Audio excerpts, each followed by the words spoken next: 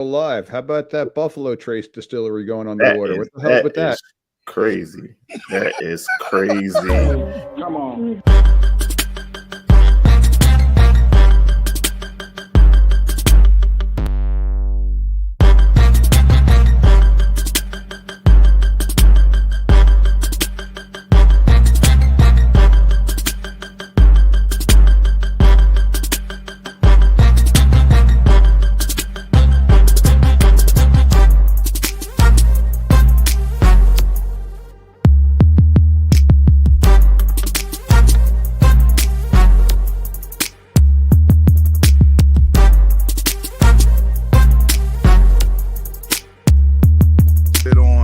On how important do you think 7-on-7 is to you, from your point of view? I think it's more for the offense side of the ball.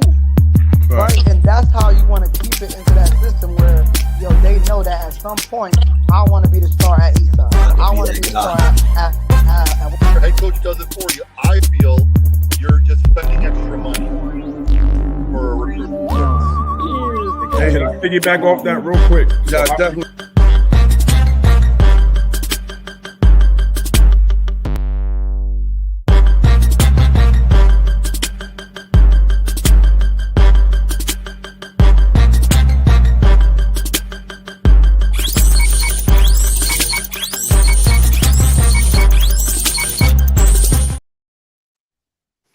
Hey now, what's up? The boys are back in town. We are here, another segment, DM Coach's Corner. Loving the respects, loving the interest, loving all of the love we've been getting on this thing, man. Please, people keep tuning in, keep sharing, keep liking, keep subscribing. Make sure you go online on YouTube, Sam Sports. He got us everywhere, man. We're on Apple Podcasts, we're on Spotify. We're just doing it, man. We're just trying to keep putting out great content for everybody to just kind of go out and educate themselves moving forward in their kids, like high school recruiting, little league, and even college, right? So just happy to have everybody that's tuned into the show tonight. And if you ain't tuned in, well, guess what? Got to make sure you get tuned in. But I am the founder of Driven Minds, okay? I'm the host right here, Don Massey Jr. I'm going to be the pretty much the narrator, the curator of the show, trying to make sure that we give you guys a great one. We got some really good topics to talk about tonight. Some really good topics, some stuff going on. College football gonna get shook up. Tune in for that. We also got some other things in high school. The recruiting period is about to open up. So hope you guys are kind of getting right. The coach is about to start traveling around. Spring ball's ending, so they're starting to come out to these high schools. So make sure you guys are locked and loaded. And I know we got some little guys playing 7-on-7 spring football. So hey, don't just play football, man. Got to make sure you're staying trained up. But again, that's me, DM in the building, Sam Sports. Please, Brandon, go ahead and give yourself your own rundown since it's your own network. Do your thing. Hey, I'm Brandon, BJ, Sarah, however you want to do it. I got promoted to head coach while we was off. Some way, somehow, I got promoted to head coach. Then I got to be in the building with these kids. So we're going to talk about that too because thank you. But I got to be in the building with the kids. So I need y'all to let me know. Never mind. We'll talk about that off air. No, we're going to talk about the parents first. We're going to say that for next week because I listened to Daniel and Joe. Daniel, we're going to talk about that off air too. But yeah, I'm Brandon. This is the network. Shout out to DM consistently every 2 weeks doing a great and awesome show. Bringing in some numbers, bringing in some great content, bringing in some superstar athletes, some guys that he trained up. Like I know DM was that old, you know what I mean? He got kids in college, ready to go to the league and whatnot, you know what I mean? Like look at him, he still look young, whatnot, you know what I mean? That's messed up, man. That's how you had to do me, huh? That's cool. As you already know, man. Look, we just trying to make sure that we're giving the people what they need. And I believe this network has been the best at that. I believe that's why we're probably going to be one of the best shows on your network. So welcome and thank you for having me. Yep. That's right. But you already know, can't forget about my guy right next to me, Dan the Man. Speak on it, man. Talk about it. Chamberlain I football think that consultant. What we when got? this got tagged, there was an MF between those names. Yeah, I'm working on this producer, man. Good help, hard to find, Dan. You know, it's what I got here, right? So It is what it is. Crazy. It is what it is. I like it. Hi everyone. I'm Coach Daniel Chamberlain. I'm Northeast Oklahoma. I think I'm the only guy here that's not like. Are you all Maryland and Jersey and yeah? Jersey in the house. yeah. East Coast. I'm No, in you Garden got- you gotta time do it zone right. over here You in the gotta do it right, Central, Mike. so- Mike, you gotta do it right, Mike. You gotta dig deep. You gotta say it. Jersey in the house. Podcaster, you can listen to me on the Football Coaching Podcast, the Coaching 101 Podcast, Yes, sir.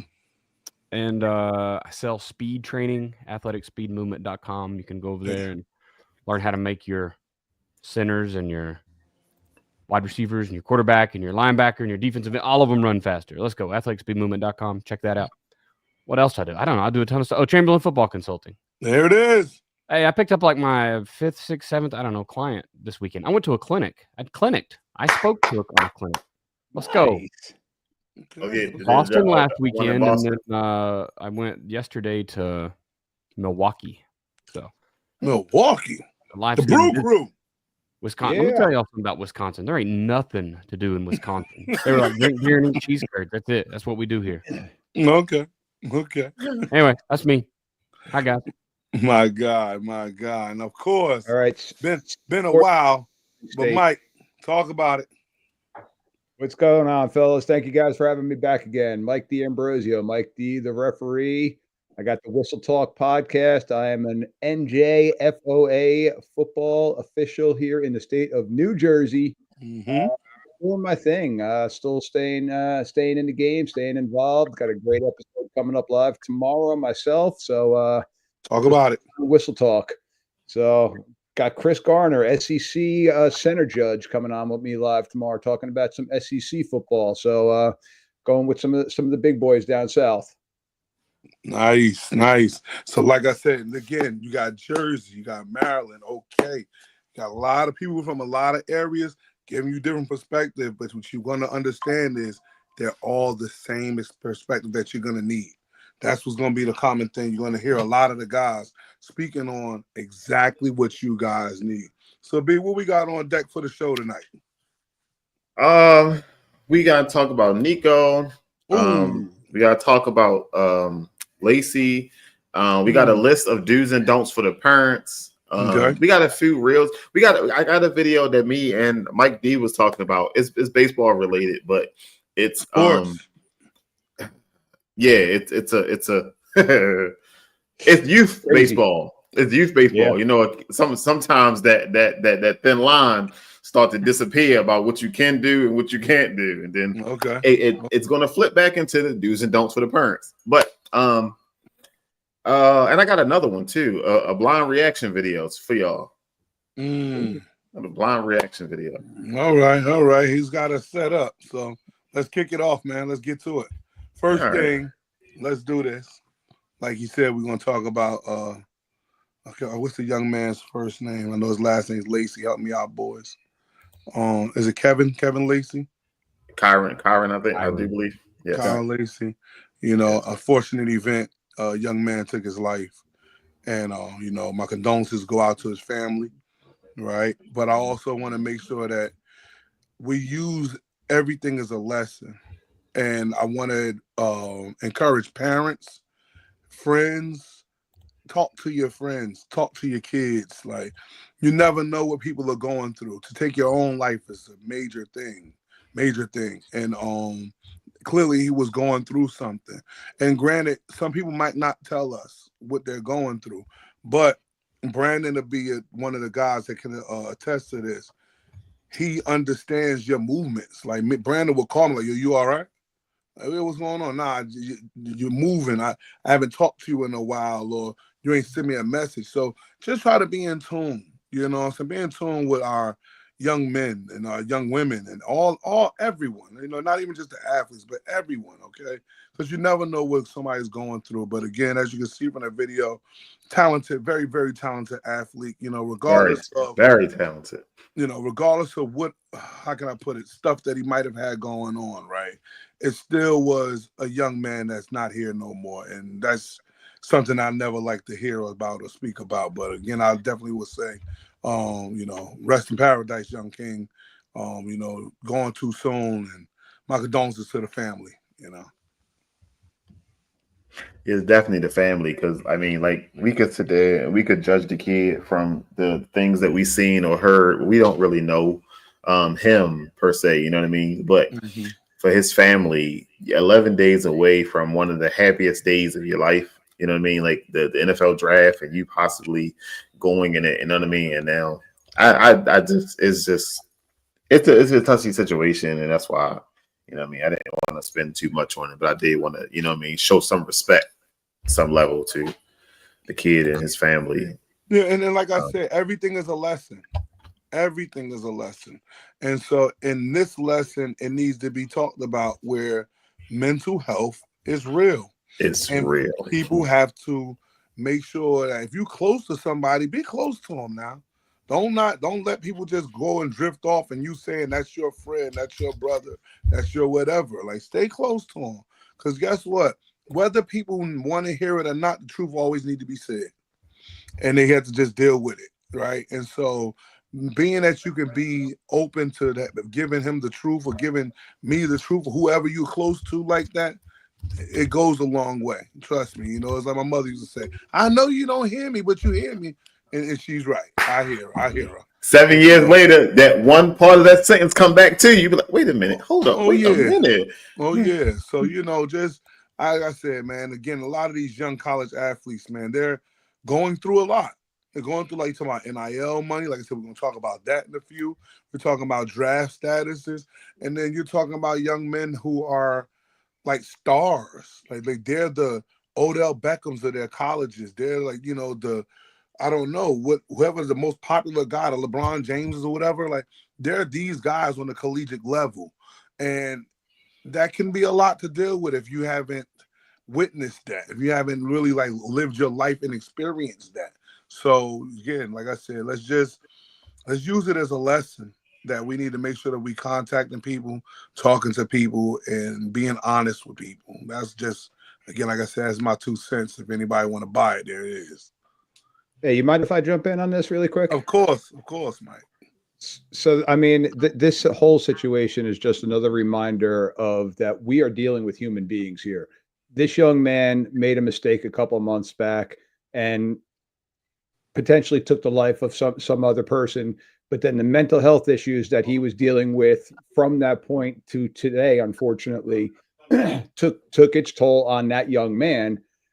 And what people don't realize now, again, is this stuff happens all the time, unfortunately. But we put these people on pedestals because of the sports aspect. But we got to understand that they're human beings. Like, this kid is a phenomenal athlete, but he is a human being. He is somebody that unfortunately makes mistakes, just like the four of us on this show make mistakes in our lives.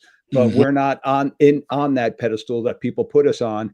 So it's not highlighted. And sometimes that unfortunately has the negative effect. He couldn't go through the due process that was due to him in this scenario that happened to him. And unfortunately, he made a decision late last night, and it's now highlighted the whole thing. Right. But yeah, you're right, man. Like, reach out to people. Let's all be healthy and make sure that we're all in the right mind frame, because we've all been in that dark place at some point or another. So let's help each other out. Oh yeah. Oh, okay. We got another guest, Coach Mark Ingram, North Central. What's going on, Coach Mark? Man, good evening. Good evening. I'm great. I'm blessed. Just got home watching the All-Star games for the city of North. Okay. Good things going on in North New Jersey. That's what's up. Shout out to man Raj J. Baraka going for governor. Let's see what you got, big dog. Yeah. B, what you got cooking? You ready? Daniel, you want to go? No? You good? We good? Go. There's not too much more. Twice. It was a All right. Just want to sad make sure. situation. There's a lot. I have mixed feelings because I'm a military guy, and the accident he was involved in killed a military member, a veteran, an older vet. So I can't look upon it from one way or another. The kid made a mistake. It wasn't worth his life. We've all made mistakes, like you just said, Mike. So definitely not worth his life. I think anybody that gets down, I like what you said, Don. That's just check on your people, like especially when they start going through hard times like that. Don't distance yourself from them because they made a mistake. That's the best way to do it. You know, like you said, everybody's made mistakes and everybody's going through something. Yeah. And so to deny that is an issue. Again, we talking about young high school students who go from just being the man in his little town to now he's the man in a city, in a campus, in the whole state, you know. So, you know, these things, when what they call, I want to say great response, great action, great responsibility. Y'all can help me out with that. Great power comes great responsibility. Yeah. Okay, and if you're not used to that power, things can go left. So, you know, we just got to make sure that we stay diligent and on our top of our people. And like I said, tell them the truth. Tell them the truth. It's okay. It's okay. Whether people want to accept it or not, the truth has to be said, and you got to deal with it. That's the only way you grow. The only way you're going to grow is by telling people the truth. You tell them a lie, keep them building them up on pedestals, then, you know, you never know what happens after that. Normally, it's not good. That part. Well, what you got for me? All right, the hottest topic so far in 2025. Where do we start? Hey, I want to start. Uh-oh. Let's do it. Dangerous. First of all, we knew this was coming. We absolutely knew that this is where NIL was headed, right? Yes, sir. And I've hated NIL since the beginning, and I don't give a damn about the kids getting paid or not. Whether they should or shouldn't. I agree that NCAA is pulling a shit ton of money. The colleges are pulling a shit ton of money. The kids are the ones putting themselves at risk, but they don't have to accept that scholarship if they don't want to. They can go somewhere else. You know what I mean? They can go pay for school and not play. I'm not saying I don't like them getting paid, but it had gotten out of hand. I quit on NIL big time. I'm an OU fan. I chose not to give my hard-earned money that's going to my kids' college to NIL for my campus, my school, to pay for these kids to show up to be there for a year and then leave. Like that's not how I'm going to spend my money. Mm-hmm. And then I was called every name under the book. I was kind of drug on social media because I don't. Well, the team's going to lose because you don't give. Then the team's going to by damn lose. Like you can't develop the talent that wants to play there for the money, whatever. Then if it's just an arms race of money, Oregon should win every national championship for the next forever anyway. With the Nike founder up there, president, whatever. Mm-hmm. With that unlimited money. Expecting fans to buy season tickets, which I was for 5 years. We canceled them this year. Mm-hmm. To be season ticket holders and pay $5,000 for 3 seats or some crap a year, and then you still want me to give to some collective? Like, nah, we're out. Yeah. I'm not an NIL fan. Then you got to look at like production, contracts. This cat signed for $2 million. Mm-hmm. You know what I mean? To go be a quarterback as a freshman, as a never played a single down freshman. If you look at what Michael Jordan said, what did he say? He said it's bullshit that we're paying these kids on the possibility they could show up. Make them prove it, right? So I think we knew this was going. I am so glad that Heupel decided to just let him walk, or whoever the community. Maybe Heupel was all in for paying him, and the rest weren't. I don't know, but I'm glad he did that. I think this is the first step in righting the ship. At least it will teach kids you better be realistic with your expectations of monies. You can't be what was he like, the 46th, the best quarterback in completion percentage or some crap. Like you can't be terrible and request to double your income. So right. Hey Daniel, I just pulled up here in a Sports Illustrated, an SI article. He signed with Tennessee in March of 2022 for a 3-year contract for $8 million. Yeah. What? A 3-year contract that he immediately tried to get out of. You know what I mean? Yeah. So if the contract don't, crazy. I understand coaches can leave too, but their contract has to be bought out by one school or another. It needs to be the same thing. It Right. needs to, all that needs to stay the same. And if we're going to be a semi-pro league, then let's do that. And let's quit lying to our students that they're going there for an education. Let's quit tying it to school altogether. Like Make them pay for the education with the NIL money. Yeah, no shit. Damn. Why do we even have scholarships? Like, get rid of them. Damn. I know there's kids out there that can't get an NIL. They're not good enough. And then they also, they need that for that income. So maybe once you earn the scholarship amount, 30,000, 40,000, 60,000, whatever your school's is, then maybe it goes in your pocket. I don't know. Listen, what needs to happen? Oh, go ahead, Mike. Yeah, I'm going to come from the referee point of view, where you're talking about one of the biggest things that we deal with in referees is the uniform, and it's all coming from college. Well, what does the NFL do with the uniforms? It finds the kid. Well, if you're going to start paying these kids $8 million, let's make sure that these sons of guns are wearing the proper uniforms so that the youth kids are doing the right thing. You want to be looked up like that, pay the price, pay the piper then. Okay. Mark, what you got? Mark, I heard you about to come in on it. I mean, I just think you open up a whole can of worms once you start paying these kids. Because now you treat them like NFL superstars. Like some of these kids getting paid more than some of these first round, like some of these NFL players. So you want me to go to class, so you want me to be a student, go to class, but you giving me $2-3 million. And then I get to negotiate. That's the part right there, right? I don't even know.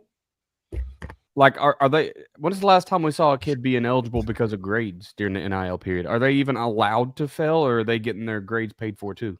No comment. Hey, is that degree? Am I getting fraudulent degreed students when they get out of college? When I try to hire them as a professional, what am I getting? I don't even know what I'm getting anymore. Yeah. Very good point. Very good point. And then if your team go deep into the playoffs, you never really in class or on campus. This, like we said, what is, like you said, Dan, I agree with this NIL thing, the way how it was brought out. Wrong. Just wrong. Should kids get paid? I'm going to actually say yeah. To an extent, right? Everything needs to have parameters. Right now, we're out here with no salary cap. Just dump the money on the kid, and then we're expecting the kid, the same kid that don't clean his room, because he's they 17, 18, 19, 20 years old, to know how to manage 2.5, 8 million. What are we doing? He's making more money than his parents at this point for some of these guys. And then this is where time for 8 million, coach. That's more than I think my whole family has ever owned in their existence. Okay. You know so what I mean? now we're talking about, now it's not just the kid doing some talking. Now mom and dad's involved in this conversation too. Why we ain't gotta go to work no more. Well, no, not only that. I mean, you got his favorite uncle. His favorite uncle is now in his ear. You know what I mean? Because he's been in his ear his whole goddamn life. He ain't got shit going on, but that's his favorite uncle. So of course you're gonna respect him. Man, I've been trying to open up this body shop, man. Like it's always some bullshit. Right. So then you got that best friend I've been pushing him the whole way, who just riding around with him everywhere, taking him everywhere. Never played the sport. So I feel like it should be, if we're gonna, it's like this. If we're gonna do this, give it a salary cap. Everyone has the same amount of money. Make the playing field even. Then you pay who you need to pay. But then, like you also said, if we're doing it like this, like I think maybe you just agreed on, this scholarship, that come out of that. Everything that you're trying to get, what you need, then that comes out of that money. Because I'm not like, before you had regular students upset at college athletes because they was getting to go to school for free just because they know how to play a sport. That's a good idea. Now they're going to school for free and they're getting paid. What am I chopped? Like the kids, like, what am I chopped live over here? Because at the end of the day, are they really going to school or just playing a sport? But check it out. You're using a regular student's GPA to sell this program. When you go and say, well, our school graduates X amount of kids, at X amount of GPA. It don't just be the football player. You give us the school's record. We're the So number now- one university in the country. So now you got to, if we're paying, it's almost like they should get something too, right? Instead of the financial aid and Sally Mae. Like, we need to get something to these guys if their scores are going to go with these guys. Like, it's out of hand. But let's get to the Nico thing. And I think what's about to happen is, like you just said, we just might have witnessed our collision course on how much we're willing to deal with as far as paying these young guys. You're having a lot of college coaches stepping out. Like Heupel said something. I think coach out of Miami, Kristoff, said something. Yeah, Crystal Ball said the same thing. Dion said he ain't taking him. Right.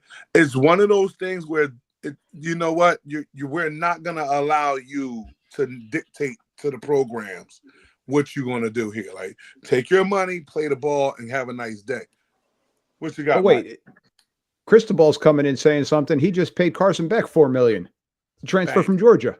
Like, come on. Like, don't be a hypocrite now. Right. I mean, you're going out and doing that and giving him the freaking cars and stuff like that it's getting stolen, and then you're going to come out and criticize this kid? Like, all right, I like that you're making a stance, but make a stance. Make a stand. Stand on it. Yeah, stand on it. But you know what this is like now. I paid Carson the $4, but let me make this clear for everybody else. No one's better not asking for no money. We're done.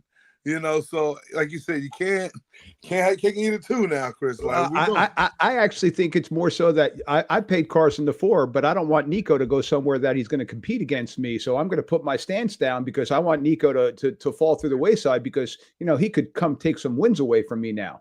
Because Like, he can't. We also got to look at, man, we just it's paying potential versus paying. How many rings has Carson Beck got on his hand?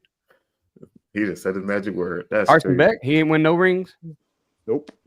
Okay, well maybe I'm just misremembering. I could have sworn he won one, not this year, obviously, but prior. But Right. All right, Uh, all right, you got me. You got that damn hat on. He's at least It's gotten his mixed team in me the up. mix. You know what I mean? Yes. Versus what has Nico done? Did he even get to the playoffs? All right, so I got two questions. Don't have a question with No. Stevie The Wonder headline. just jumped on, baby. You can't miss out on this. So Shout I out want to Coach Sheed in the building. I want to get to what Daniel said first, and then jump back into what Chuck Thomas said, because that's two options, right? And then Daniel, what the fuck? Watch your mouth. So I didn't say it. God damn it. See? So I want to get into what. Like, no. All right. So Daniel was saying, make them pay for college. If we make them pay for college with their NIL money, what does that look like? I mean, There's going to be a threshold because some kid who barely makes it is now giving all his NIL back to that. And so people are going to be like, well, why aren't we, it's just, here's the issue. Now you've got a school can offer you a scholarship and say, hey, we're allowing you to go here free. No money's really changing hands. The school just doesn't receive monies.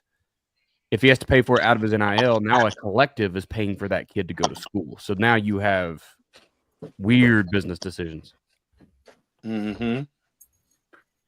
Okay. And you put a limit on it. You offer them, hey, you come in here because we gave you that. Okay. All right. So I do see that. So now Buck Flair was saying if you transfer, there needs to be a cap put on that. There needs to be a cap. If you transfer, then you don't get this, you don't get that because you was here at first and then you transferred, I guess, if I'm looking at it correctly. Well, right now he has one. Like the NFL. Yeah, that kind of just sounds like the NFL. If you cut a guy, he's still going to have a cap hit on your team, but if he signs with somebody else, like where does the cap go type of thing, like he's going to be limited because he's already making X amount from team A. Why should he then collect from team B also? Well, I think something else. We want salary cap here, but what's the difference in tuition to go to Temple versus Purdue? So now I'm going to charge a kid $15,000 a year versus $65,000. I don't know what either of those schools' tuition is, but you get my point here. But we have a salary cap, and the kid, a base NIL is $100,000, but now one kid's giving up all his in tuition, and the other one's banking. You know what I mean? depending on what Yeah. school he gets to sign for. So Depending on where he goes, right? you put it in a weird situation. I don't, like I said, I think with this situation is, first, I know he has one stipulation. He can't transfer in the SEC unless he sits. Because That's of spring ball. Only in the Yeah, because it's spring. That's why he can't transfer within the conference, right? Right.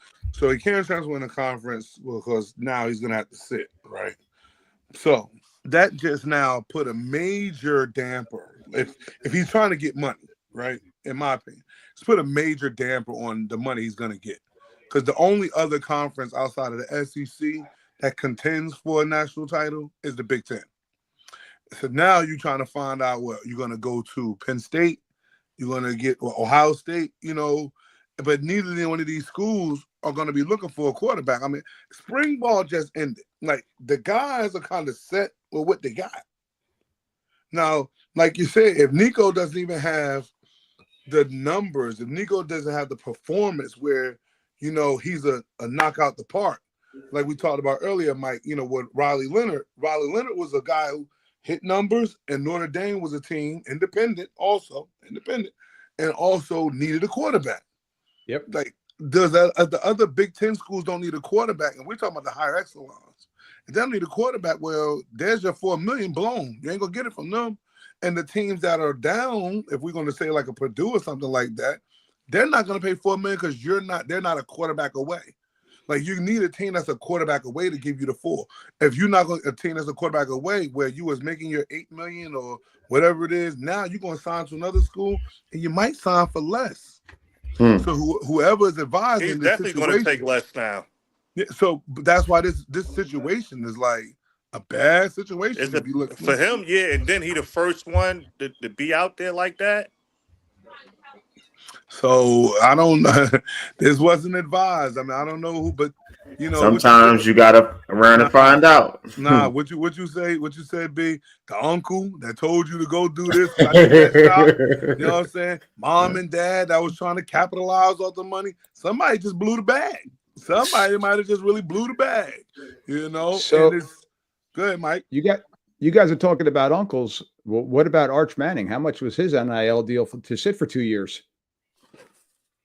Arch is at 6.5. Boom.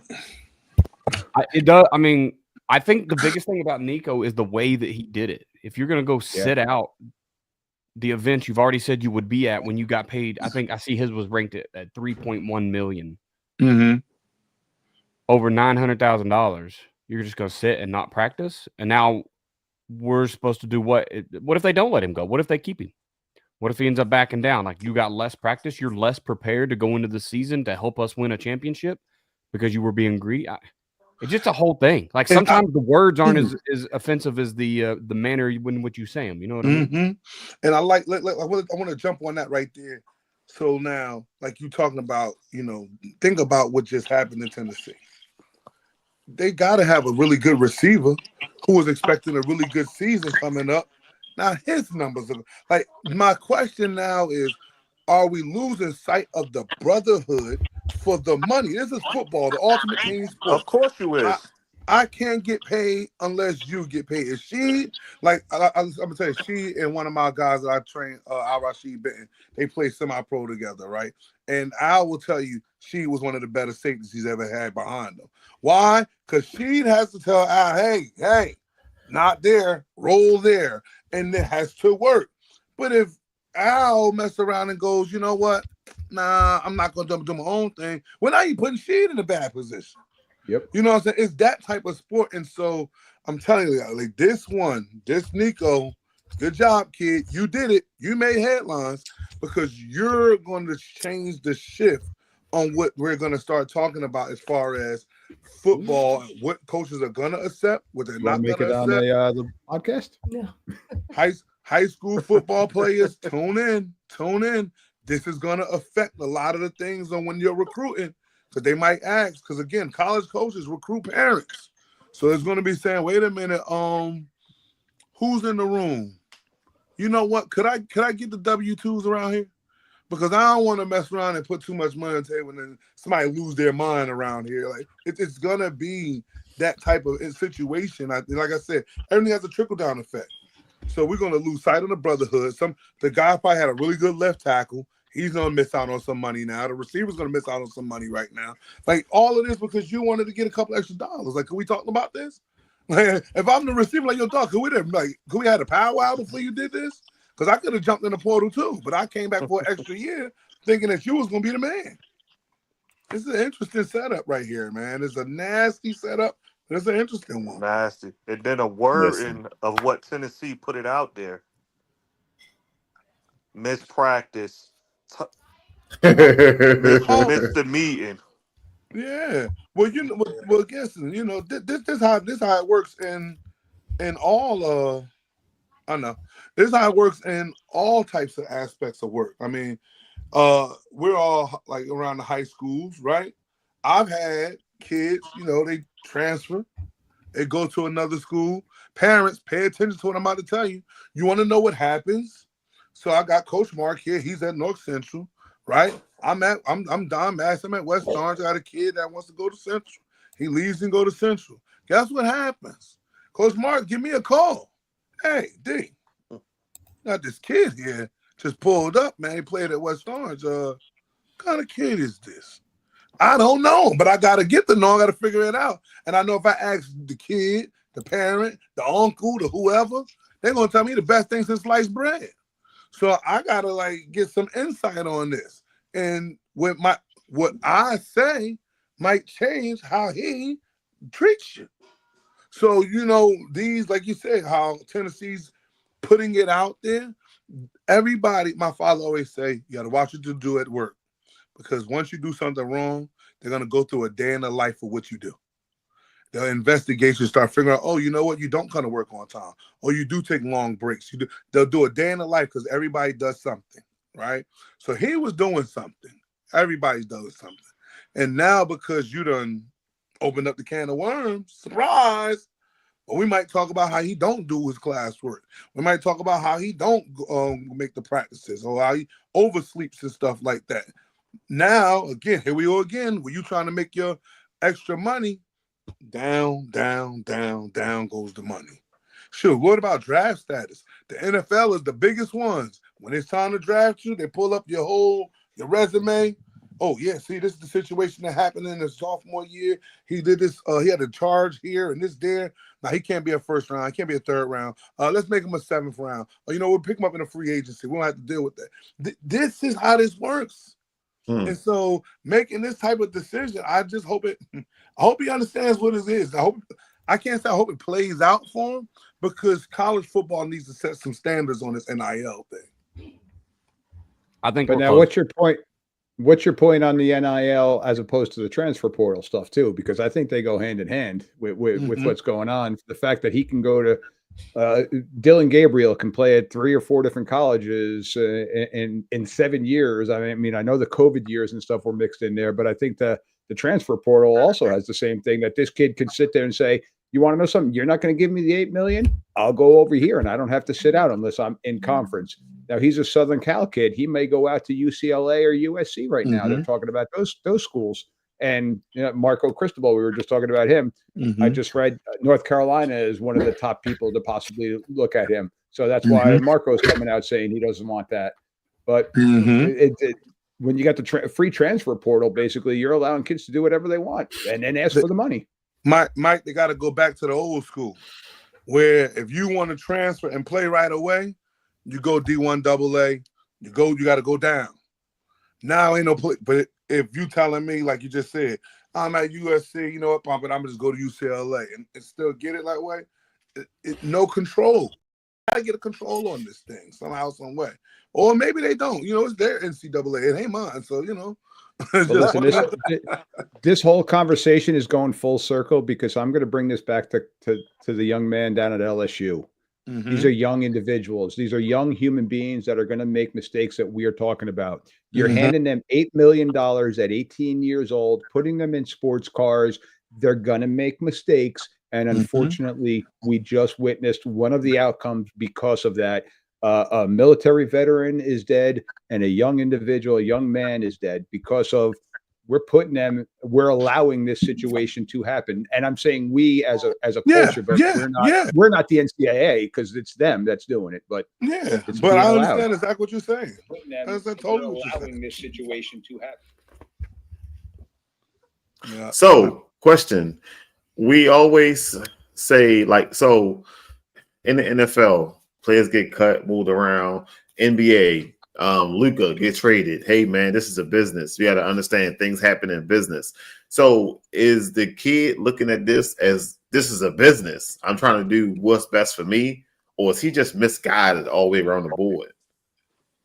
I mean, it's misguided. Yeah, I mean, like it's a business, but like to compare it to the pros, some of these pros, they have leverage. Listen, and some pros who tried this and it didn't work.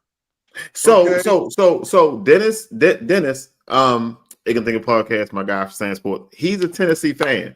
When I called him and asked him, yo, what is going on? He was like, man, and he got quiet. But he said Tennessee ain't have a quarterback in a while. So maybe he think that he has leverage. You can't have. You can think that you have leverage. I mean, I think I have hair. You okay? Like it don't work. Okay, like it's one of those things where, and again, these are amateurs. You know what I mean? Like I think the only kid a lot of people could agree on that's not an amateur is Jeremiah Smith. He's actually a man at Ohio State, right? So he got leverage. Jeremiah Smith could probably walk into anybody's field like, I need more. Okay? That's leverage. Nico, we're still waiting to see, can he take over the game? And then the other thing that Nico has to understand, am I thinking of what this is a quarterback. One of the hardest positions to kind of get recruited at, one of the hardest positions to keep to stay. Like, unless you're willing to make because he's 2 years in, right? So you only got one more before we go to the NFL. Like, what are we like? We really worrying about $2 million, and I'm about to go to the NFL another year, sir. Well, I mean, that's where the business decision comes in, because if somebody all of a sudden tackles him low and blows out his knee, that's a business decision he just made. Well, I mean, you just had $2 million, sir. So you should have had some kind of financial advisor. You should have a house that you should be good, at least. My uncle told me we good. You seen Friday Night Lights? I was gonna get you a house. I was gonna make you rich. Remember that? Remember Grandpa had that crying scene in the car? Like, listen, man, this is the game. You know what? How many pro athletes are you seeing that are dealing with bankruptcy and stuff like that because they're blowing the money because they don't have that financial advisor? Yeah, I mean, and or their financial advisor was corrupt themselves, and they just still up. Boom! Again, we're talking about a young man. Like let's make sure we keep it in perspective. The same young man that might have been working a summer job for $15 an hour, like when he was in high school, is now making. We won't even get on Nico. Let's just give him a nice little number of $100,000. Make it really small for it right now. He's making $100,000. I will take it too. I'm with you. Yeah. Now imagine, because most of these guys, I'm not gonna say most of them, but a lot of guys are hard luck stories. 5 kids. Probably one grandma, stuff like that. Ain't nobody used to having that type of money. What financial advisor? We haven't been able to financially advise the $40,000 that mommy made. We want to try to do something with $1 million. And then it's getting scary because agents are starting to dwindle into college football now. Because you got to think, it's more college football athletes than NFL athletes. So you muted yourself, I think. I didn't mute. Call trying to come in. So now you got to think that agents getting involved right now, right? So now all of a sudden you have a man you have never met, you don't know. He's coming knocking on your doorstep saying, I can help you with that NIL deal. How? Who was the kid in Florida a couple years ago that they took what did I take 40% of his NFL earnings for life or some crap? Yeah, I read that story. That was part of his NIL contract. I'm gonna make you money in college, but when you get to the pros, because he Yep. didn't You're read gonna the give me fine all my print. money, like all that money. Yeah. You know what I mean? It was a lot. 40 But He million. Mark, they don't know how to read the fine print, man. We Yeah. living in a trailer. I ain't got no fine print. No, it ain't about reading. You said 40 million. 40 million. I ain't have 40,000. I I ain't got have 40. $40. I ain't even have 40,000. $40. What? So, but that's the situation. That's a scary thing. My advice, and I actually said this on a visit. He was broke for 18 years. 4 more years ain't gonna hurt nobody. Okay, we'll do what we gotta do. We'll take what we can get. Thank you for the education for free. Thank you for whatever little bit of money you give us for free, right? And he still got to go out there and do what he got to do. And then hopefully 3 to 4 years when he graduates here with a degree, if he has an opportunity in the NFL, house money, great job. Pat yourself on the back. If he doesn't, at least we have a solid degree with a solid background, and he can start his Taking life a fun lot out better. of college football now, man. Have you seen these spring game attendance? Hey, It's a Shout joke. out Prime hilarious. Time. Prime made it a big thing, huh? Prime about to make it NFL. We're gonna get team scrimmages in a minute. I do like better the than team the crap scrimmages. that we just watched over the weekend. What? Oh, you had a combine. Because guess what? Then a lot of the schools now they don't even want to have spring games. They just I want to get, have like- like a spring workout, and everybody just Yeah. come out and see the kids. type Yeah, of because thing. they scared that half of their roster might transfer right after the spring game. Because they didn't get enough reps. Because now there's a depth chart. And there's Was free Nick- recruiting going on. Was Nick Saban right? Nick Saban said, "I'm out of here." He was ready to get the out. He seen the writing on the wall. Nick said, Get out. And It's- people called him a coward. because they didn't see this coming. No, we saw this guy. Come on. Oh, we saw this coming. We know what the hell this is going Yeah. on. Nick And I said, know we're "Listen, taking tangents, but how did Bill Belichick get involved in this? Hey, His name carries weight. have you seen his girlfriend though? Let's go. Sir. He got What, involved because you she's making more NIL. Here's it. But you know what's going to be interesting? I bet you see more NFL coaches actually being recruited to coach in a Division I level because they can handle people getting paid. That's a good point. That's a good, he understands the business part of it. You Yeah, understand that's a good the point. money part.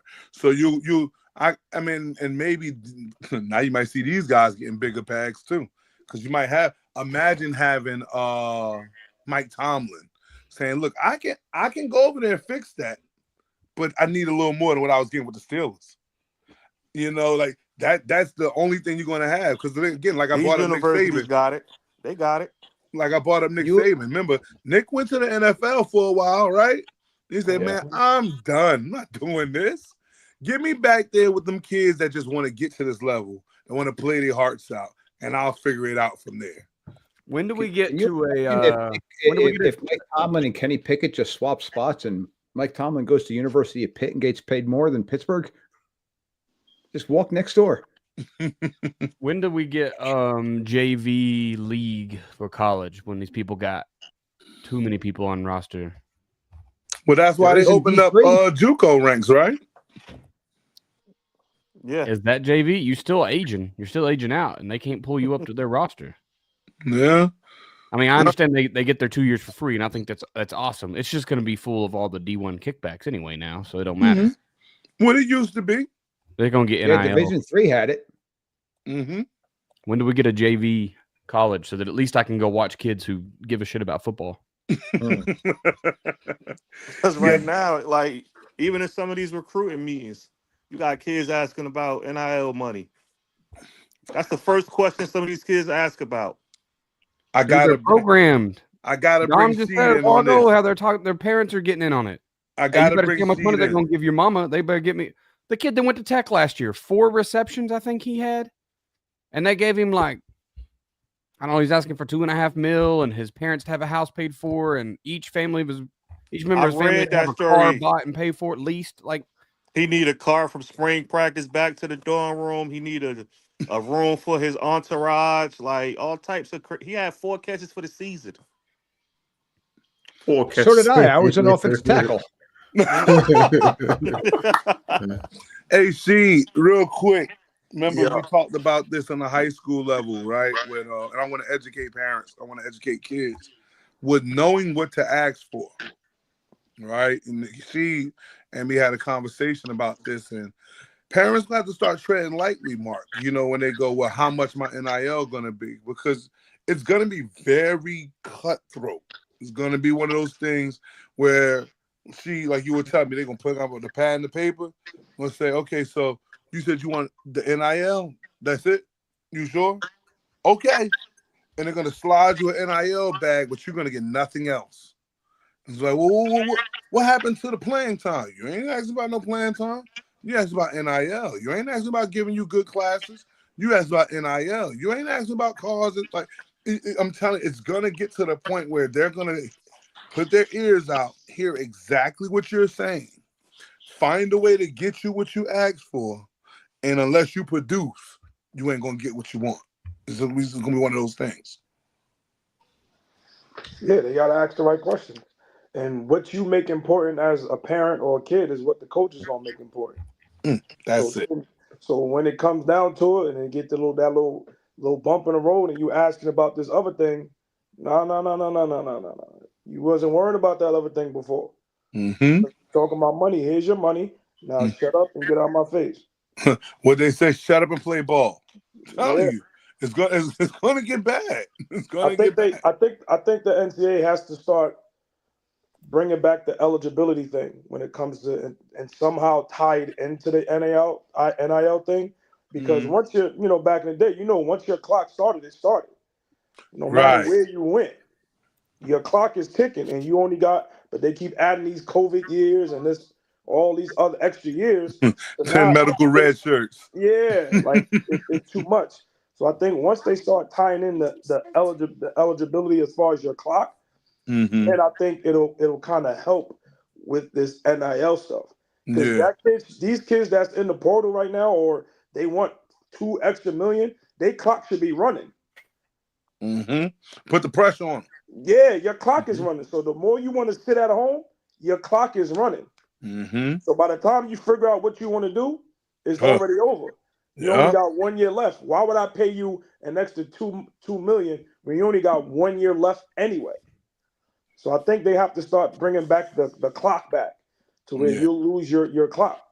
Well, that's what I was saying, man. I really feel like we gotta go. I know they thought that it was a bad thing, but the old school way worked at this thing. Well, like I said, what you just said, we're bringing the clock back. What if you transfer? You got to transfer down if you wanted to play. Like, you got to bring these things back. I do like you said, Dan. Okay, we cut the roster down, and so you guys in the portal, you could go over to the JUCO ranks. But hey, let the clock still be going. So this way you can see who a hungry dog, who not a hungry dog. That's what you're missing out on right now. You can't tell who is that guy. He's at 4 catches with all those demands. Like, nah, he's not a hungry dog. Get him out of here. Yeah, make if you sit in the clock, if you sit in the portal, your clock is still running. It'll change kids going to the portal too quick. That's what happened with JUCO. Kids were going to JUCO back in the day, and we go bounce back and then come back out. But once that portal stuff happened and your clock stopped running, it killed JUCO. So now they're trying to double back and say, all right, go to JUCO, your clock has stopped running. None of your eligibility will be affected. But once you bring that clock back, if you sitting in the portal, your clock is running. That'll guys like this to be like, all right, I want to sit in the portal and get it and try to find an extra $2 million. You're bugging because now your clock is running now. And so I think if they bring the clock back, it'll kind of you got to really think about what you're doing. Like, all right, hold on. Do I really want to sit 2 years? And by the time I'm ready, it's going to be another quarterback that's just as good, and they're going to give him that bag. You know what I mean? So I think the clock will change some of this. Easy. B, what you got cooking, man? What else we got on deck? This is good. I like how we jumped on that Nico. All right, so I wanted to do the blind reaction, right? All right, so I need y'all to explain this to a non-football parents. Okay, I'm gonna mute it so it's not music in it. How do you explain this to a non-football parent? You talking about coming out in numerical order? Oh no, they ain't now. What the hell? I'm waiting for the catch, B. All I see is kids run out on the field now. As a referee, I don't see knee pads. That's college. All right, so look at the size of these kids. All these are linemen. All they look all linemen. Even number 7. You want to know what I call this? What are they running? This is the second wave of pregame. The specialists were already out there doing kicks and everything like that and doing specials. These are all the guys that the grunts and the guys that can't catch a cold. Yeah, that's what I see. Yeah. You got a bunch of fullbacks and linebackers coming out there with the O-line. Yeah. Yeah, that's all. That's what I was. But even look at the people that's shaking hands that's already on the field. That whole team thick. They like a power I team to me. I mean, the only thing that if you wanted me to explain to a non-football parent, don't spend the offseason BSing around. These guys clearly have been in the lab and getting it done. And they're probably going to wreck something in like another 20 minutes, okay? That's one Find thing something to pick up and put back down. That's what I would say about that one, man. The dudes is built. I think when his parents trying to break into football, you better show that DNA matters. You know what I mean? Hey, you got a short Joe mama? ain't getting on the field because this ain't what he looks like. Okay, sir. You failed him when you were a flyer. That's it. So look, you want to know what they're recruiting? That's what they're recruiting. Size. What he said? Got to be more careful. This is going to sound bad, but I see people walking around the hallways in high school, and I'm like, man, you guys got to get together because that's breeding. And you all know what I'm talking about. I'm probably getting myself in a whole lot of trouble right now, but no, man, listen, I've heard a college coach, very good one too, talk to all the parents at a camp. They said, if your kid, look, I'm telling you right now, if your kid don't get a scholarship, do not blame me. If your father was tall and he picked your mother and she's short, you blame them. If your mother was tall and your father was short, he said you blame them. You don't blame me. I'm not the reason why you're small. So you got to blame them on why you ain't getting a Penn State scholarship offer. Okay? Shout out to Coach James Franklin. That was the best, truest, illest statement he could have ever made. Live. Oh, it's so true. Like, yeah, listen, man, and people gotta stop going to doctors, man. I'm hearing all these people going to the doctor saying the doctor projected him to be 6'4". The doctors projected him to be 6'5". We gotta stop. We gotta stop with the hocus pocus, man. Like, listen, just put him to sleep for 8 hours and see what happens, man. That's all I can tell you. There's no rhyme or reason for how this thing works. Okay. Hey, DM, how many kids have you heard of that broke their growth plate? Oh, don't you touch no weights. You're not gonna grow. Don't you do it. It's not gonna happen. And like, remember, Dan, we talked about that the other day when it was like, yo, kids ain't gonna want to touch the weights no more because it's gonna do this and do that. And listen, you're gonna be what you're made to be. All right. Make the best of it. Turn it up. Like, it really comes with understanding that if you are 5'10", look for schools that like 5'10" kids. If you're 6'4", you probably won't have to look for much. They're gonna be looking for you. Like, these are just comments. And the sad thing about it is it's all right here on this little handheld device. It's Google. I mean, just type it in. It's right there. Am I a scholarship kid? What you think? I don't know. Have you been on rivals.com and seeing what the tops are? All right, well, go to those kids' names, check the heights and weights. If they got a huddle link to it, check it out. And don't lie to yourself and say, I could be that kid. You don't play. Hey, DM, you can blame Charles Barkley for that because he was a 6'3" guy listed at 6'8" that rebounded the hell out of the ball. dog. There's a dog. Oh, God, yeah. You know, God, yeah. so you know, you gotta understand if you're gonna be playing with only dogs allowed, you gotta be a dog. But most people that ask just these questions, they ain't no dog. They puppies. You know, they little guys, and they trying to expect that. Well, I mean, I am a dog because I know I make plays. You just play football. It happens. There's a play that's gonna be made every now and then. Yeah, but 99% of the population are puppies. Right. It's okay. That's what they don't understand. Average height is okay. I mean, and then if it don't work there, I think you still can get a job. I think it works. So it's okay. Yeah.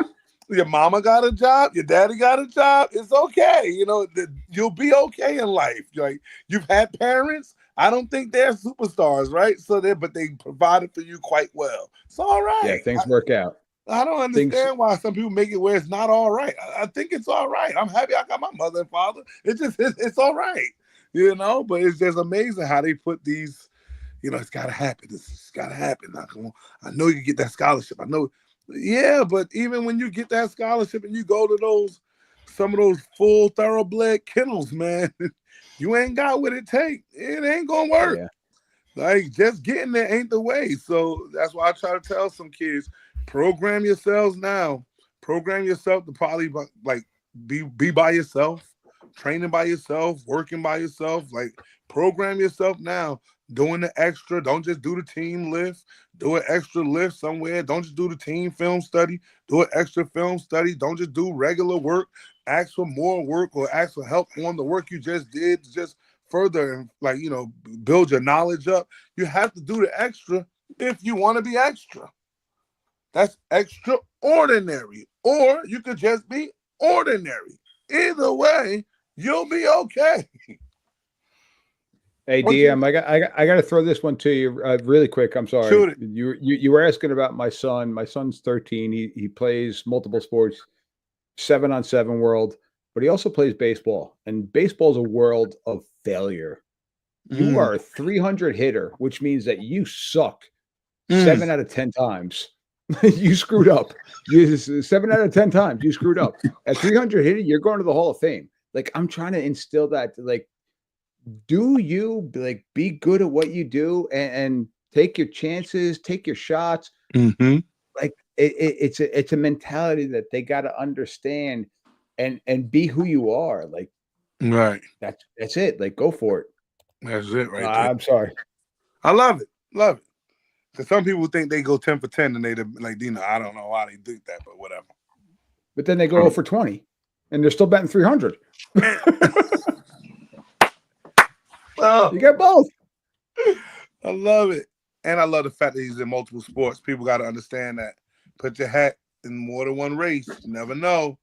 Moms, dads, don't be out here with that. He's just this.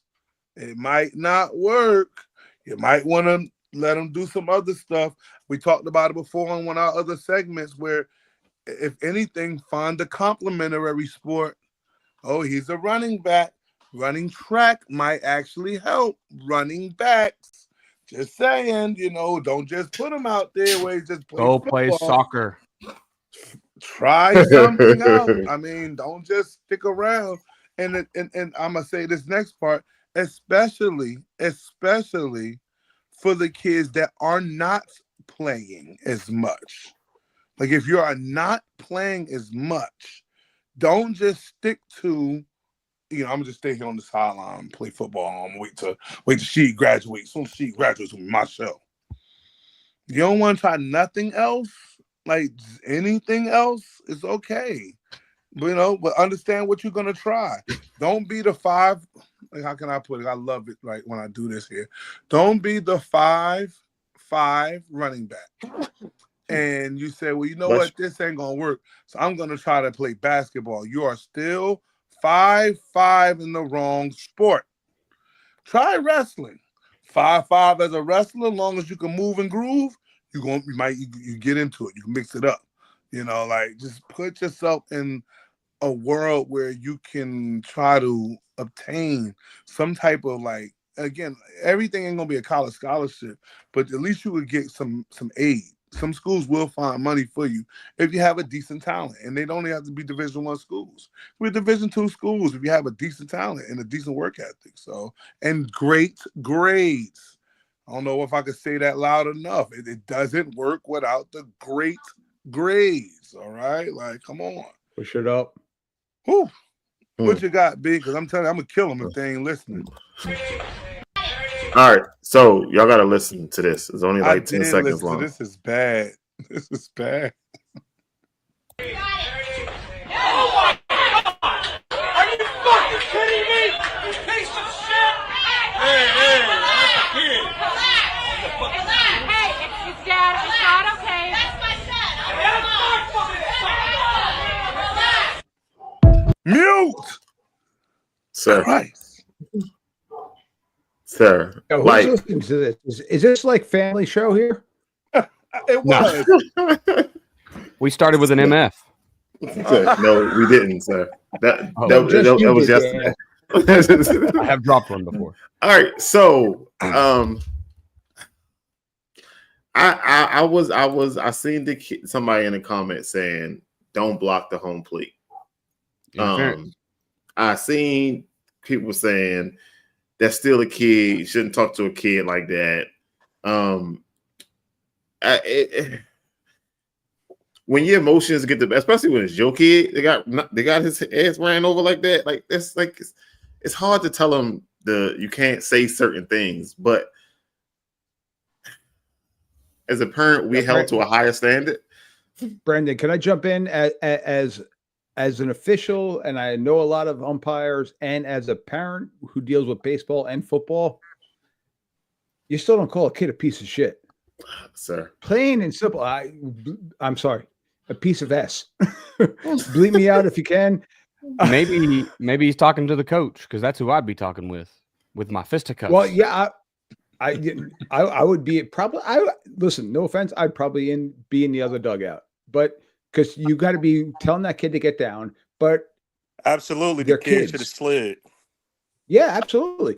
But the kids are kids, and sometimes, listen, my son runs into second base on a stolen base, and he's standing straight up and he gets tagged out. I'm like, dude, what are you doing? He's like, oh, I thought I had that beat. No, you slide, and at home plate, you slide. Like this is youth baseball. The umpire, as soon as that happens, punches that kid out. Throws that kid out, like he's just like, what am I doing here? He's got his hands to the side. He's like, what am I doing here? Yeah, like, you got to take control of that situation. This is the info. This kid, look at him when he turns around. He's talking shit to the adult, right? So who gives a shit if he's a kid?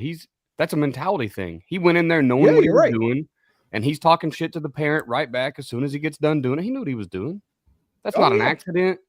That is him being a terrible player. That is terrible sportsmanship. He's being a terrible human. Oh, he's pointing a game changer right there. He's like, yeah, I did that. DM just told these kids to go play other sports. That's a football kid. No. Brandon, my son's a football kid. My son's a basketball kid. My son plays baseball. He's in 7th grade. He's playing on the 8th grade baseball team. Like he's playing sports. Like I will not let my son not play sports. And my son knows, okay, if he didn't slide there, I'm going to ream his ass out.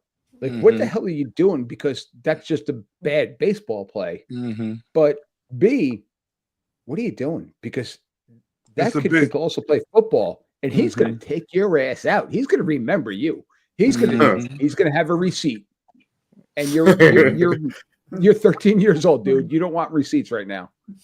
Right. I'm sure that kid had a mustache too. He had testosterone right there. Well, he'd been shaving for a year.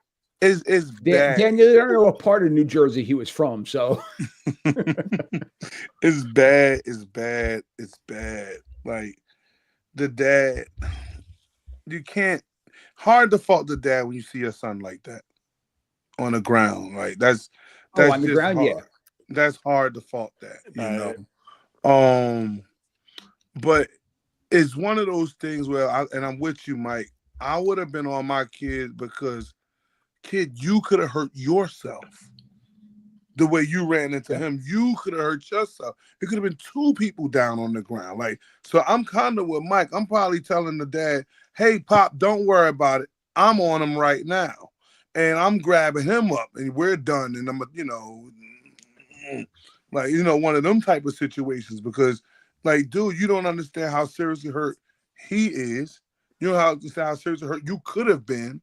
And now I'm listening to hear what his coach is going to say. Because it should be me and his coach grabbing the kid and telling the dad, ho. Now, I understand mommy, mommies are mommies. So you can't, she yelled back because that's how mommies are. I got that part. But it's just one of them other things where as fans, it's just the world we're in. I mean, shoot, Little League football, Little League baseball, the parents, man, boy, you want to riot act? Go to them games. You hear it all. You hear it all, bro. So, but it's just one of those things where, like I said, if it was me, I'm on the field. I'm apologizing to that dad, right? I'm on my sons. I'm killing them. Like he's in so much trouble. It don't even make sense, man. Like, and if the coach has 2 options, he either stands with me in support or I run him out of town too. Because the rest of the kids are probably learning this. I don't know where's this learned. Like Mike said, I'm telling them slide. Why you ain't slide? So he didn't get it from Mike. So where's he getting it from? Like, he got it from you, coach? I need to know because that's because you can't be around. This is town ball. Even if it's not town ball, AAU ball, these are our kids, man. These are kids. You can't put that type of stipulation on it. And I'm going to take it to football real quick because I see it happening. And you football, Mike, I don't know if you see it, but you got the coaches and they be, in their little parade and, oozing machismo, pounding their chest. And, it's this thing I heard. I don't know if anybody heard the little chant. The kids be, I got 2 hands, 2 claps, knock shit loose. I don't want my son saying that. Yeah, that's I don't say it in my house. Don't let him say it. But it starts with coach. Coach is the one that got him going. Coach is the one that's riling it up. So it's like, no, bro. Like I said, I'm on my side and I'm on that coach. He got 2 decisions. He better stand with me. Because if not, I'm signing this petition. No one's paying to come back. And you're out of this town. Figure it out. And I don't care how good of a coach you are. I don't care if he's some type of world-class Cy Young winner back in the day. And he's back here I don't give a damn. I got a young man I'm trying to teach how to be a man. And this ain't teaching it. So that's the number 1 priority. He got to learn how to be a man. And that like you said, Mike, the receipts, man, listen. It's on social media. Y'all got to see this. The kids got to understand these things don't go away. We could type this thing up 5 years from now, and this same video going to come up. And we're talking about mental health. We're talking about kids that can't handle certain things. So now what does this kid do when he's the talk of the laughing stock in his school? And his parent can't handle it. And her kid's the laughing stock of the workplace and all this other stuff. We got domino effect, fellas. We got to understand how this works. Hey, listen, I'm all for policing yourself between the lines when it comes to football. When it comes to baseball, if my son happened to be the pitcher next time that they met 5 years from now and he planted one between his shoulder blades, got him. I'd be like, okay. But I'm old school. I listen, I like the Roger Clemens, Mike Piazza stuff. I was like, hey, listen, that stuff happens in baseball. That was good and stuff. If you go back to the 60s, 70s and beyond that, like that was baseball. But I was also like, I was the guy on the bottom of the pile. I was an offensive, defensive lineman that if I was on the bottom of the pile and your eyes were within my fingers, you got them poked out. Like stuff happened. Dan, I'm being honest with you because in between the lines, in the trenches. In between the lines, as long as that referee don't see me, all is fair in love and war. Okay. Absolutely. And when it happened to me, I'm like, okay, you got me. But I understood that. I don't know if anybody's been on the other side of a crackback. But once I get up, shake them stars off. I'm looking. Who was it? 42? No problem. Absolutely. Soon as I shake these stars off, I am coming back for 42. I got to get it.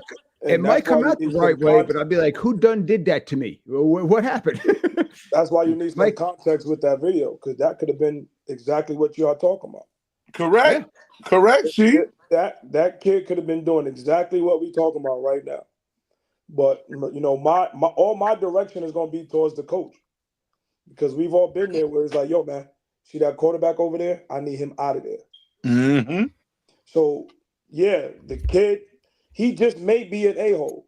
He just may be. Maybe. Right. Like you said, I know what age group that is, where his coach may have said, if you got a shot at home plate, you go through home plate and get, you know what I mean? So all of the attention for me goes to that coach. So if I'm the father from that kid that just hit the ground, yo, coach, man, what you teaching your kids? Yes. I'm not going to direct to the kid and call the kid a piece of shit. That ain't right. He a kid. You're he right. might be doing exactly what he was told to do. Mm-hmm. So, hey, yo, coach, man, what are you teaching your kids? We gotta have a conversation. You gotta have a talk. Yeah. So, and then the mom in the video, she's only protecting her kid from what the father said to her kid. Yeah, the mom. I don't blame either parent. Look, so that coach got to have an answer. If you run my kid over like that, I'm probably gonna have a little bit of a verbal vomit as well. I'm not mad at the mom for defending her kid. Mm-hmm. But Daniel, who are you having that vomit towards? I'm having it towards. It's probably coming out immediately. What the fuck? Well, yeah. What just happened? What are we doing? Yeah, see, but that's generic. Yo, Brandon, you got to get that buzzer button going. That's generic. Like that's generic. He specifically went at the kid. I mean, it probably did, but he didn't take time and like go over and grab the kid and call it. I mean, it just came out. That's what I'm saying. That's why I'm not. Yeah, he called that kid a piece of S. I got you, Bree. He did, but there was not like. Yeah, it ain't like he took time and thought about it. It came out, right? And then he defended himself because we're humans and we defend our own actions, even if they're really terrible. Yeah. No, listen, there's plenty of time. Listen, my son got cheap shotted, and I'm like, what the F? B, I'm on you tonight. I'm 2 bourbons in. I got you. you know what's crazy is I've seen that in real life. With somebody I know, somebody that I know, they did that.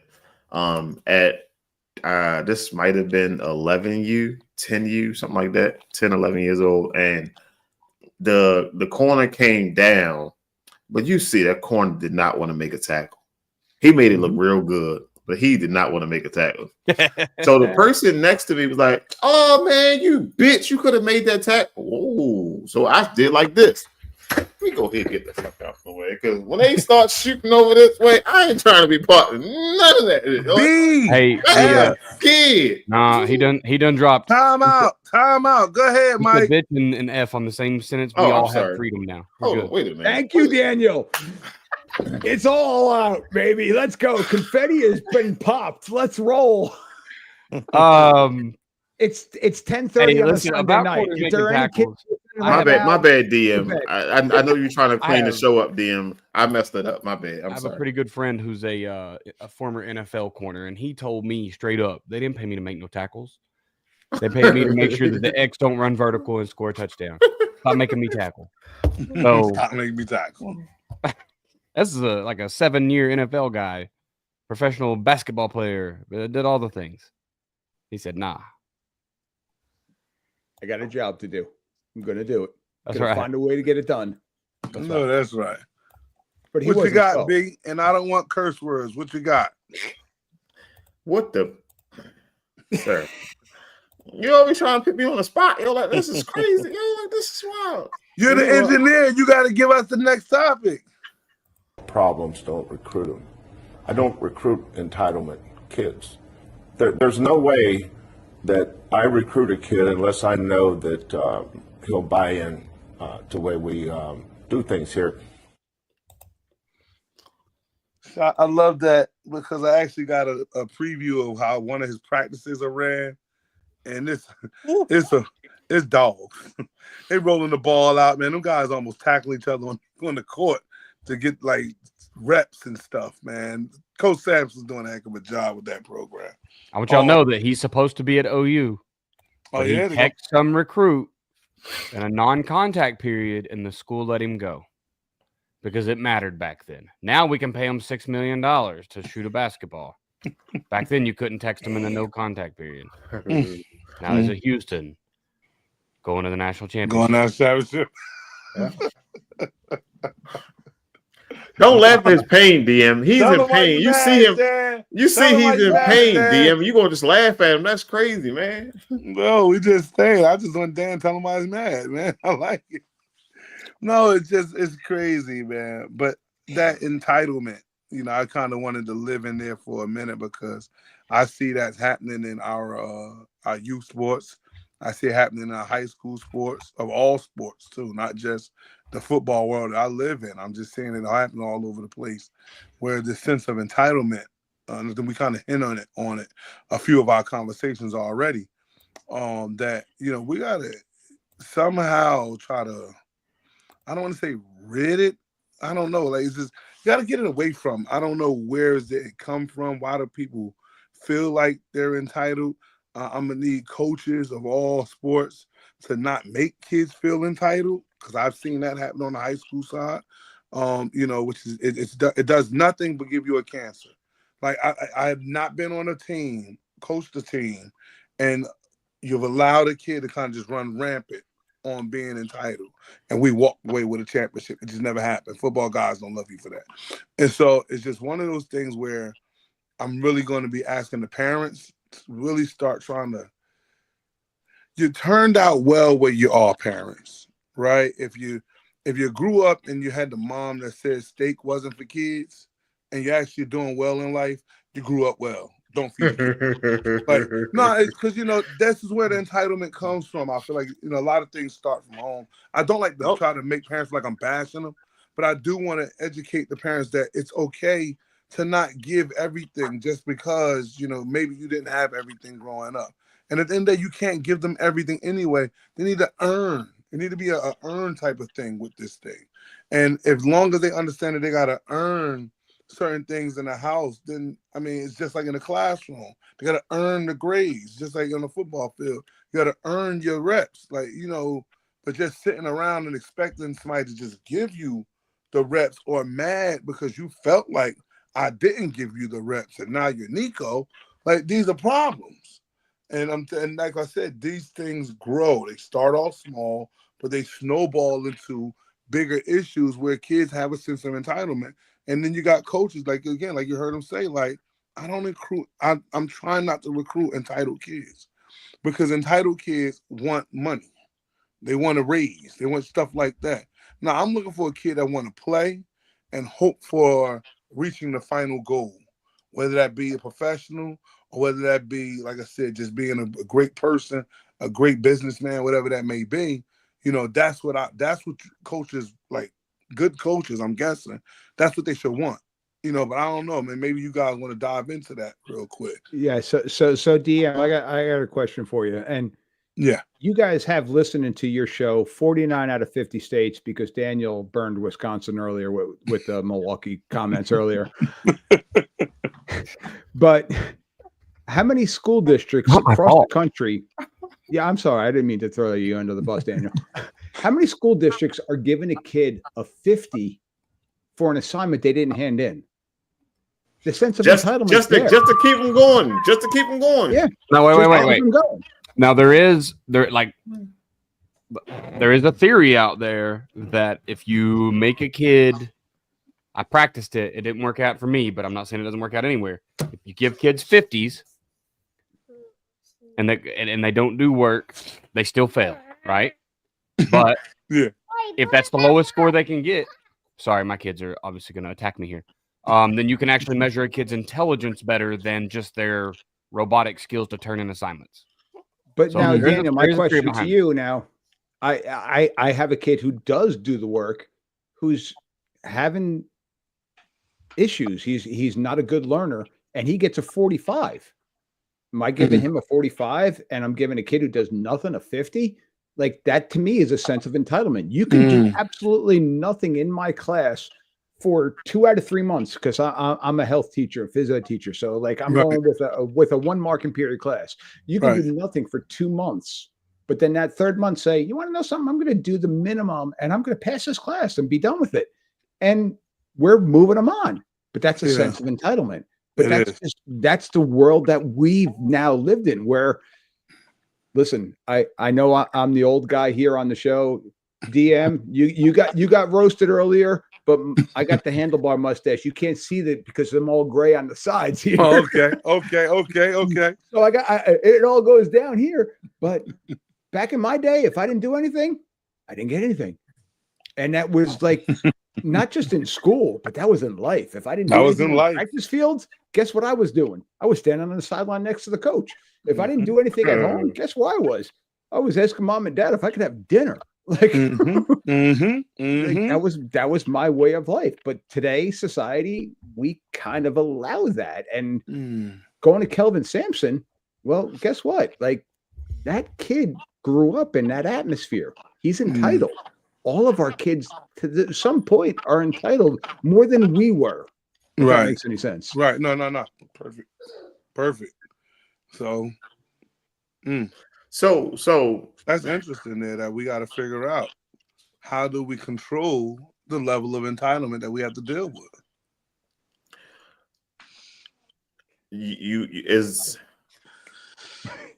I don't know how much you can control with that, because my question, not to show your age or anything like that, what was the requirements for y'all to play football in high school? It was a You try. got to get playing time or to be on a team. No, I'm sorry. Grade wise, what were the requirements? Oh, you had to be passing. I think a 60.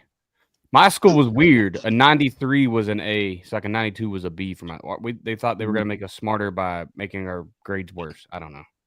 So like a 70 was failing for us, I think. Wait. I got one better for you all. So okay. My school doesn't have Fs. We have E's. Because F dignifies failure. E is not passing. So it's A, B, C, D, E. Because if you have an F, it's like the old red pen. Like the red pen was like, oh no, you don't want a red pen because that's the devil. Right. No. So where I'm at, a 60 is passing now. They lowered a 60 down to actually passing, right? That's crazy as hell. So 60's been a D for most schools, right? 60, 70, 80, 90. So 60 was always a D. Yeah. Which was technically passing. A 59.9 is an F. I think it was like a 65 or something like that, like 65 or 69 or something like that. But a 65. Yeah, but a 60 is passing. You got to have a 2.0, which is what these is easy. Just like you said, you quarter 2, quarter 3, you just played around. Quarter 4, you locked in because you know which is coming around. So is that on the coach to know that? I know Daniel been messing around the second and third quarter, but fourth quarter he locked in, so everything on paperwork is good. He is one of our starting 11 kids. So how important is football to the coach? How important is this kid playing? How important is winning to you? Well, it's a slippery slope, though. That's a slippery slope. Because, see, the issue is if you, the coach, try to go and say, I know the standard was a 2.0, and I know he got the 2.0 on garbage, I'm not playing him. The moment you do that, now the power shifts to the parent and say, he can't tell my son he can't make the team because he has the required grades that he needs. So it's a real slippery slope. You really got to have a connection with those parents and say, okay, Coach Terrell said they got that. You really got to have a great relationship with your parents and say, parents, I understand. Let's say use the word, the number 60. 60 is a D, and they say that he can play with the D. But we have to have a higher standard for our kids. And I'm going to raise it to a 2.5, whatever that is. It's a C minus, I guess, whatever the case may be. And as long as he gets to that C minus, then we're going to allow him to play. And the best thing to do is try to get him to sign contracts on that, because word of mouth kind of goes in one ear and out the other whenever they're in trouble. And then you can say, this is the standard. If you got that, then that's the only thing a coach can do. Outside of that, I think, Mike, what you was talking about earlier, we're kind of restricted because of what the standard is on the state. Yeah. The standard says this, and you can't tell that kid no. I believe, maybe I don't know if Coach Terrell is on, but I believe in North, the situation, which Coach Mark was on. North, the situation was the GPA was counted from the last 2 cycles before the sport. So as long as a football is in the fall, right? So in November, so long as his 3rd cycle and 4th cycle was a GPA, I guess that was required by the state, he was good. So I'll score 4th quarter. So he bombs first, fourth like quarter, the fourth first quarter and the just started. second. But 3rd and 4th, he turns it up and he's playing.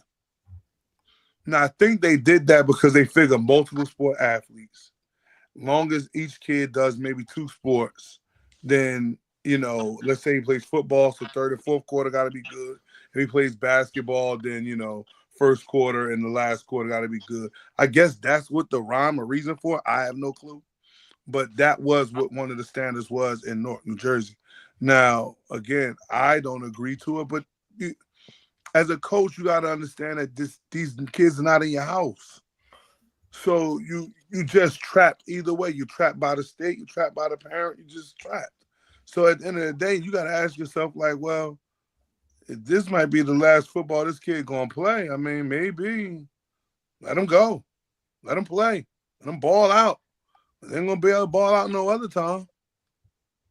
But this is where the good support, the supporting staff, I want to say, your supporting staff comes into play, because you should have, I guess, built the bridge to, I got a struggling kid, to the counselor, I got a struggling kid, or the teachers. Hey, what could he do? And the blah blah. Before has to be involved, the guardian, the parent has to be involved. Your support staff could be amazing. You can have study halls. You can have all of those things set up, all the type of parameters. Teachers staying afterwards, guidance counselors trying to put them in the right classes. If he still don't do nothing at home, then what?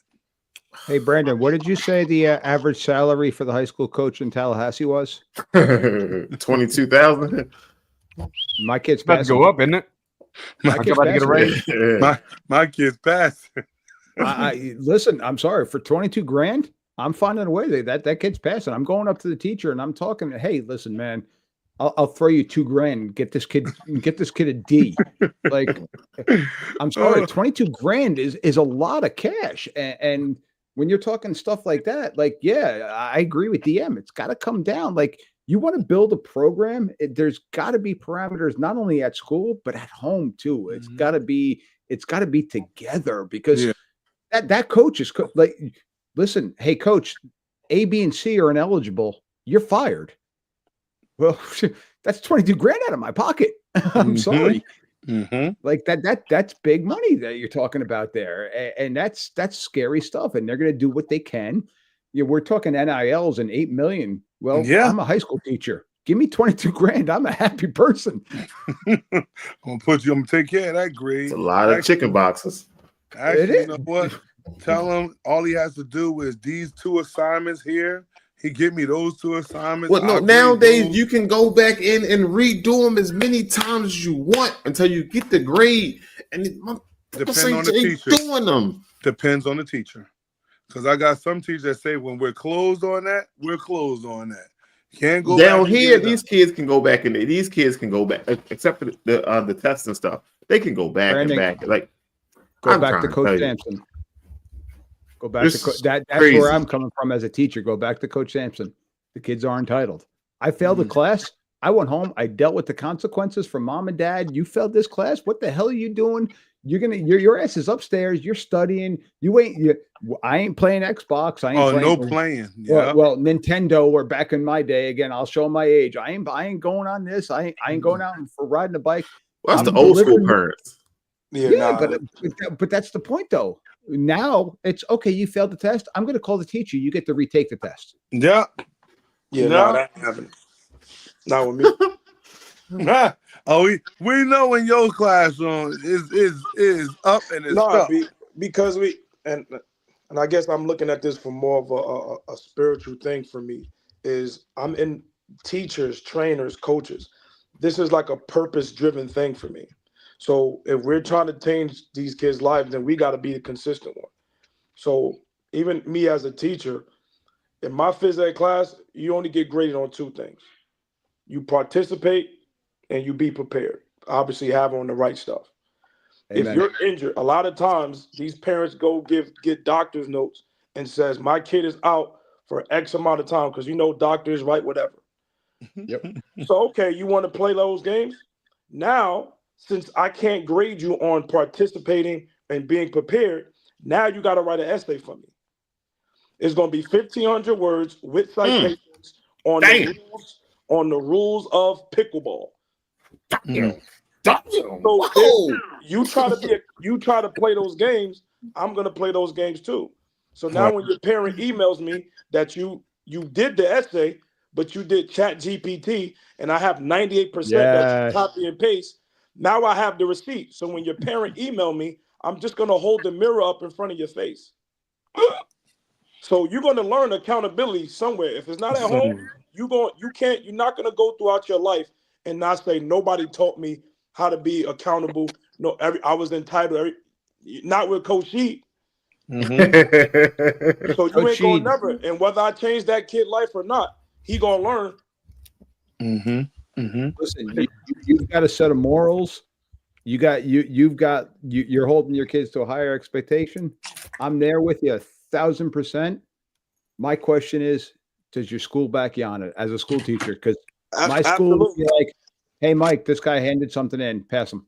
Okay. Yeah, no, absolutely. Because the situation I'm in, they asked me to be in the school. Yep. So they knew what they were getting. And before I even took the job, I let them know, this is what you're getting. So if this is what you're getting, all I want is you to have my back. Because the moment you don't have my back, I'm out of here. Yeah. No, and unfortunately, I wish I could say that. It actually happened one time, my first year as a phys ed teacher, a kid, I was overruled. They gave the kid an A+ so she could be on principal's honors. You know what I did the next quarter? Got an E. Everybody got an A+. I didn't do no paperwork. I didn't do no gym because if we're gonna do this, then what am I working hard for? What am I collecting essays for? What am I storing all these doctor's notes for? What am I doing these things for if you just gonna give them an A+ anyway? How fair is that to everybody else? So you know what? So now I get a conversation, Coach, I see this quarter, everybody got an A+. I said, I thought that's what we doing. See, I'd have walked out. Because for me, I'm a fine work. My mother taught me how to be a worker. I was a janitor before. I was a plumber. My mother taught me how to work. So if you want to let me go because I'm holding everybody accountable, then that's fine. I'm gonna go find work. That's easy for me. I'm not gonna diminish integrity and doing the right thing and trying to teach these kids how to be honorable because you want to give somebody a pass. And if I don't longer need to be here, that's fine with me. I'll just go back and find work somewhere else. My family always gonna be taken care of. And that's just the standard I carry everywhere. So everybody in Jersey that know Coach Sheed, they know Coach Sheed. And I'm not bending on anything, especially when it comes to these kids. Because when Coach, I appreciate the honesty and the morals there, because unfortunately, I wish I could say that from the public schools here in Jersey. It's not the same. And because it's a numbers game. It's a numbers game. It's money and all that other nonsense. What are we really doing this for? That's why I always hold parents accountable on this show. The adults accountable, the coaches accountable. We can say the kids all we want, but who's raising them? That's at home. That's as a coach, that's as a trainer, who's raising them? F on raising that self. The teachers, we're around these kids more than their parents sometimes. So who's really raising them? So if they There's not been getting so it at many home, times it's our job. I give the kids the grade that they earn. And when the when the administration changes the grade, I'm like, listen, I'll put my head down on the pillow tonight and I will go to sleep knowing I did the right by that kid. You want to change their grade? You do it. Yeah. It's out of my hands at that point in time. Exactly. That's exactly what I did. All right. Everybody, I'm not doing all this work then. If this is the standard you're saying, then it is what it is. I know we've gotten down this rabbit hole now. So like we deal in Oklahoma with about a 50% IEP right now for all students in public school. And I believe we talked about entitlement. I think that is parents' entitlement for their kids should have it special. Their kids should get all the easy way. Their kids shouldn't ever get a bad grade because they will. My oldest son is different. It's not funny, DM. My oldest son is different. Brandon, get the buzzer because Daniel's right here. He's not the same as all the other kids.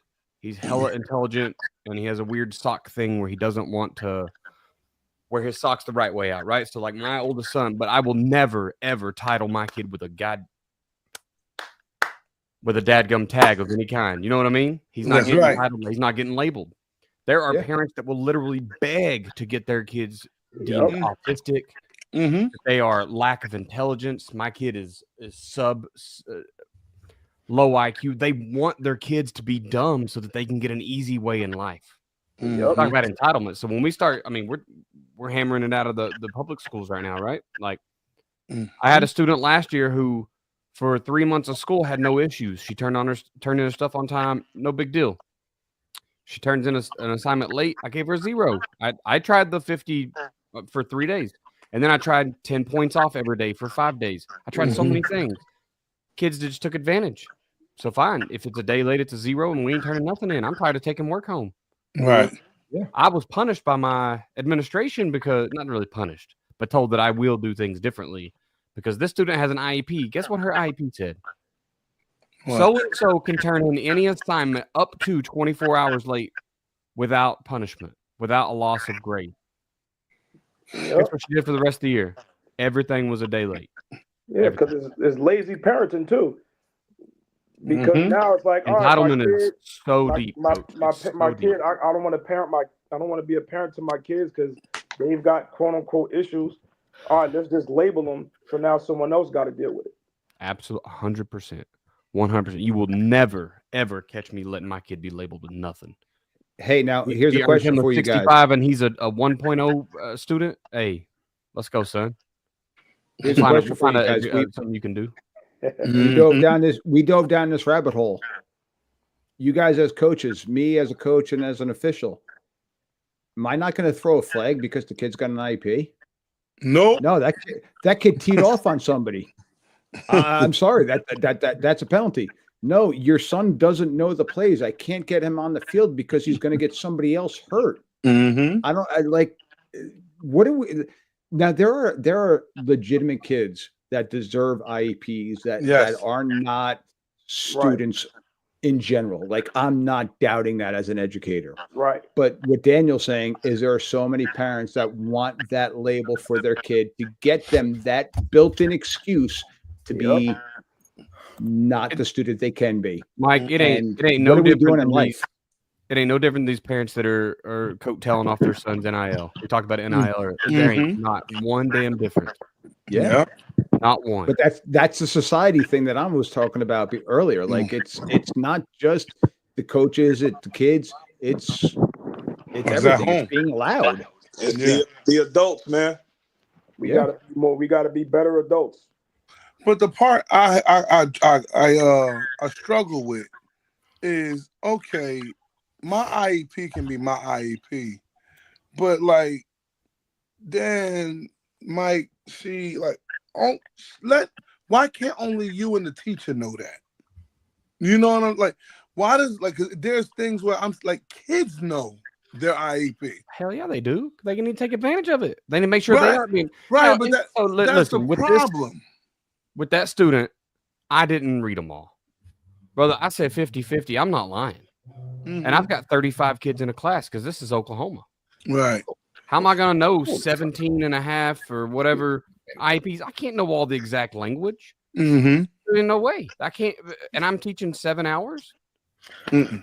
There ain't no way. How am I going to know 100 IEPs by the language, like by word for word? I'm not. Right. So I see IEP, and so then I do exactly what she did. Everybody has an IEP now. Everybody has the same. Yeah. We all got an extra day to turn it in. And so when the principal says, "Hey, so and so," hey, I gave the whole class an extra day. Mm-hmm. Yeah, I'm teaching my AP students to an IEP. Like I had to dumb down everything to everybody because I got it. Now I'm health and phys ed, like Coach Sheed. I got to give everybody an even playing field. Like, oh, why'd you give so and so that opportunity, but not me? I'm like, you want to know something? You're right. So I'm going to teach it to one playing field, and unfortunately, it's the lowest playing field because that's what I'm being told I got to do. Mm. Unfortunately, So I'm confused now. I didn't know the IEP was. Well, I did know it was custom to each child, but I didn't know it was that detailed. Yeah. The school I coach at, we are like 60% of IEP. Like, just come there because that's we take the time and and we take time and patience. I didn't know it was like that though. I just thought that all right, I don't want to say the wrong thing. But I didn't know it was like that. I didn't know it was that detailed. Now. I didn't know. Now. It's not only just all right, give the student extra time to take a test. You know, it's even more. All right, the student has to leave 5 minutes early to walk to the next class. Let's go. It's like, I thought it was more of like he has trouble focusing, especially if he get around his friends or his phone or something like that. I didn't know it went like that. Yeah, no, I do. They can write whatever they want, and as soon as you don't follow it, you are the biggest criminal in the state. Yeah. Mm-hmm. So, Brandon, think about when you took your SATs or ACTs or wherever it was. You had a question, and it gave you like 4 choices. Well, student A's IEP can say, well, they can only have 3 choices. 2 choices. But student B got to have 4 this or that. And student C can have 2 choices. And you can't ask a true and false question to student D. And they're all in the same class together. So I got to teach to student D, who can only have 2 choices. And I'm doing a disservice to the kids that might be. And again, I'm not trying to say it negatively to that. If student E truly deserves those accommodations, I'm going to do everything I can to help that kid out. Absolutely. On all aspects of life. Right. But like Coach Sheed was saying, it's an excuse for some kids that the parents are allowing. And just a disclaimer to the people watching, we're not attacking nobody. No. This is a different type of podcast where we're going to talk have the tough conversations because it needs to be had. So we're not attacking anybody. You know, we just giving out information and having those tough conversations because tough conversations can sometimes be healthy. Well, all the time be healthy.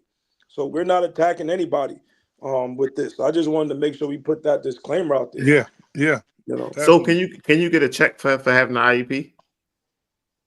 That I don't know. What do you mean? I don't like a disability check for not having an IEP? No, I'm saying for having one. Like is he pushing the issue that much? Like can you get a check for that? Or can your parents get a check for that? If I put my kid on the IEP and he has a lot of requirements, can I get a check because he's on the IEP? Right. Since everybody pushing it so much, is it a money issue? Is it like why are they pushing it so much? I think in the end, if they can get into a better college for free because they have a higher GPA because you made it impossible for them to get a B, absolutely, it's a check. Hey, my son's got a 4.0. Congratulations. He could not turn an assignment in late because you made him have an IEP. Like, Brandon, I think it's many different situations, and we all will agree why certain kids have IEPs. Like we said, we have some legit kids who have legit issues and need an IEP. Most of them. Okay. Most of them. Yes, right. I can tell you from what I know of loopholes, right? People were trying, I know people who have tried to find the loopholes, and this was a loophole. Like she said earlier, one of the loopholes was, hey, if your kid has an IEP, he gets to take more time on the SAT. Yeah. So that was one of the loopholes, how this thing blew up. Another loophole was, hey, if he has an IEP, probably could easily get a 4.0 and get into that school that he needs to get to. Yeah. So we're not, it's some situations that are legit and there's some loophole finders in these situations. But it's hard for the teachers that I got on. I love it. Dan, Mikey, my brother Rel, let's see him checking in at the bottom. It's very hard for the teachers to have to sit there and decipher this thing, right? On who legitly needs, who legitly don't need, and then like how Dan and Mike said, have administrators looking down on it like, all right, get it done. It's like, all right, listen, I'm just want to go home. I want to come in here, teach these kids, help these kids, go home. But it's a lot of stuff that happens in between those lines where, it's tough. But my son. Oh, go ahead, B. So my son, when they go get water, my son can get Gatorade. I don't know, man. It's what's written, sir. I don't know. I don't understand. And you have to legally follow it because they make you. I know in my school they make you sign. Any kid that has an IEP, the guidance office, my guidance office, they make you go sign that you acknowledge that they have the whatever is on their requirement, that you acknowledge it. Because somebody got to get blamed, Brandon. Somebody has to get blamed. It's going to be a fall guy. You ain't worried about that part. But instead of you saying it's the parent fault, no, we got documentation. Somebody's going to get blamed for this. That's how this works. So do your job, as they would say. Do your job. Yeah, you ever been to the doctor and the doctor asks, hey, man, how long do you want to be out? No. Yeah. The doctor say, hey, how long you want to be out? 2 weeks is fine. You come back in 2 weeks. Hey, you need more time? What do you? Yeah. All right, here's another one. Out for 3 weeks. And legally, you got to follow what the doctor's note says. Yeah. But that's what a lot of my kids do that because they don't want to do physical education. They don't want to do anything. Okay, cool. So since you keep getting these doctor's notes, you're going to have to do an essay for me every 2 weeks. So you know what's crazy with that sheet is you said that they keep bringing these doctor's notes in there and whatnot, right? So we got an athletic trainer now. I don't know if it's the same situation or not, but we got an athletic trainer. He's in the building all the time. We can't approve the physicals anymore. He has to go through and prove every single physical for the sports, right? So he actually the physical. No, so he actually now he calls the doctor office and confirms the physical now, like every single one. So with those notes, could they call and confirm? We have a nurse in the building, so we caught a kid with a fake doctor's note. She'll call or verify. Hey, we got a doctor's note from your office. Is this legit? If the doctor says it no, then obviously the kid, whatever consequences happen. But a lot of times these doctor's notes are legit because you're telling the doctor how long you're supposed to be out when it's supposed to be the opposite. Mm-hmm. The doctor's supposed to say, hey, your bone is going to take 4 weeks to heal. You're going to be out for 4 weeks. After 4 weeks, you're good. But they're asking you, how long do you want to be out? Oh, let me see. The quarter is 6 weeks. Hey, I want to be out 6 weeks. So now you out for the whole quarter, and then you expect to get a gym, an A+ in gym class, and you did nothing. Oh, no. You got to give me something. That's not how the world works. Right. Got to So be more Brandon, careful. let's take this full circle now. It's a Let's great go show, back guys. to Go back to Nico. young man in LSU, Nico, and all the transfer stuff. You got a kid, can't fail out of school. He's going to be eligible. He's going to get into these schools now.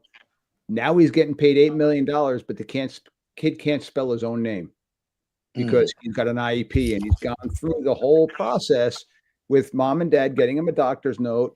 Now he's getting paid $8 million, and now he's driving 120 miles an hour down the road and possibly taking out the life of somebody else potentially because he's a young man who's got $8 million at 19 years old. Like, this is what we're building, where if I couldn't spell my name, I'm slinging garbage cans. And you want to know something? I ain't knocking that because that's a profession. That's a skill. Like, it's a need. And they get paid. You need to live. Didn't you get points for on the SAT for spelling your name the right way? Then wasn't Yeah. it like? I mean, like, come on. You get like 100 points just for spelling your name right. And people still didn't get that 100 points. What we're gonna say here is we're gonna say that we all gotta continue to work. Yep. That's what this is. No days off. Parents, kids, and everybody around. You know, we got no days off. We gotta keep working. We gotta keep pushing. We gotta keep talking to people. Like I said with the situation earlier, we have to. You know, there's no days off at trying to be the best version of yourself. Right. And so I want to make sure that everybody understands that.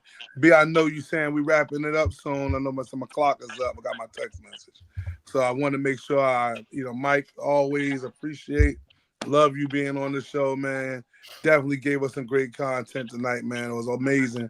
Dan, Regulus. She, good to see you come through in the clutch, man. You know, that was the game time decision. She pulled up on us. You can't say you're not. You can't tell people to be accountable and consistent if you're not. So, no doubt. So I got the Blues Brothers here between Dan. There you go, Dan. Yeah. You can be like Ebony and Ivory. You heard? Let's go, baby. You can be Ebony though. You Ebony. I'm Pepper. Let's go, Pepper. So again, everybody. That's my empty whiskey glasses. No, hey, I like those glasses. Again, everybody, please, like I said, thank you for being on the show, Brandon. We got to work on getting that buzzer, all right? Because we're getting out of hand here. You already know. But, ladies and gentlemen, thank you for tuning into this show tonight. I think it was a great jam-packed show. Lots of information, a lot of good things. Thank you for everybody on the check-in. Mr. Hathaway, Coach Terrell, all of you guys who jumped in to check in. It's an honor for y'all to spend some time with us. Let's make sure that we like, share, subscribe to the show. Tune in to Sand Sports Multimedia. There's more shows like this on it, but this is the best one. So make sure every 2 weeks you're tuned in right here to the Coach's Corner. You already know. Everybody's, again, like I've been saying to people, have a great day tomorrow. Be positive. Be inspired. Just be a best version of you as you possibly be. You got it. Just go do it. You already know. Amen.